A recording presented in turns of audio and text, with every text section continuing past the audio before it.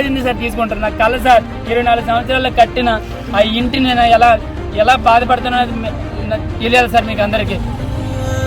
అక్కడో మాట ఎక్కడో మాట ఆడే మా పద్ధతి కాదు సార్ మాది. ఇక్కడ ధనాన్పేటలో గేదెల రాజారావు అని ఆయన ఉన్నారు సార్.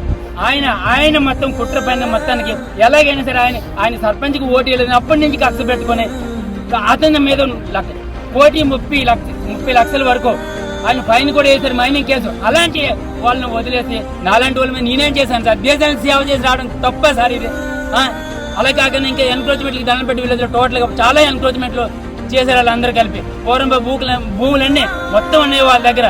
అలాంటి పూర్వం తాలూకా భూముల తాలూకా అన్ని ఉన్నప్పటికీ కూడా వాళ్ళ మధ్య ఏమీ స్పందన లేక ఈ రోజు వాళ్ళ గవర్నమెంట్ వచ్చిందని చెప్పి, కూటమి గవర్నమెంట్ వచ్చిందని చెప్పి నా మీద కక్ష తీసుకోవడానికి, నేనేదో వాళ్ళకి ఆ రోజు ఓటు వేయలేదని చెప్పి కక్ష తీసుకోవడానికి నేను, మా తమ్ముడి ఇల్లు, నా ఇల్లు, మా తమ్ముడి భార్య కూడా, నా భార్య కూడా ఈ కూల్ చేయడం ఇది ఎంతవరకు సమంజసం సార్?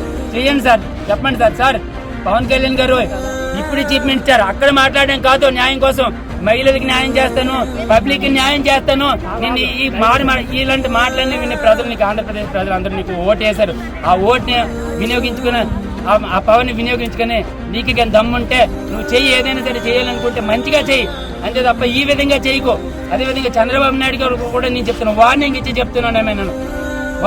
చెప్తున్నాను.